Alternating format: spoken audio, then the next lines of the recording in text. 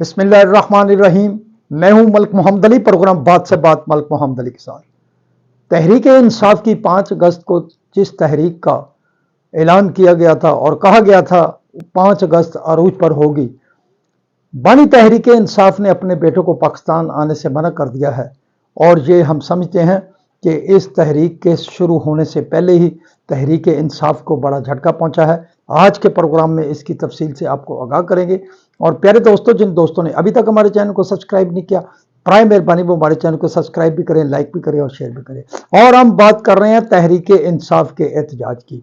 बानी तहरीक इंसाफ की हमशीरा आलिमा खान ने कुछ दिन पहले ऐलान किया था कि 5 अगस्त को पाकिस्तान के अंदर तहरीक इंसाफ के एहतजाज का आरूज होगा और उसमें शिरकत के लिए बानी तहरीक इंसाफ के बेटे भी पाकिस्तान तशरीफ लाएंगे और वो तहरीक की क़यादत करेंगे। और इस हवाले से उन्होंने अमेरिका का दौरा भी किया। अमेरिका में बड़े सारे अहम कांग्रेस और दूसरी जमात के मुखालफ जमात के जो लीडरान थे उनसे भी मुलाकातें की। कांग्रेस के साथ साथ उन्होंने जिन बड़े बड़े लीडरों से मुलाकातें की, उन्हें अपना मुद्दा बयान किया। लेकिन ऐसे महसूस हो रहा है कि शायद वो बच्चे नाकाम हुए हैं अपनी गुफ्तगू में, क्योंकि जो वहाँ के जो थिंक टैंक्स हैं जिनसे उनकी मुलाकातें नहीं हुई, या उन्होंने इस बारे में कोई ऐसी हामी नहीं भरी जिससे उन्हें फ़ायदा पहुँचता।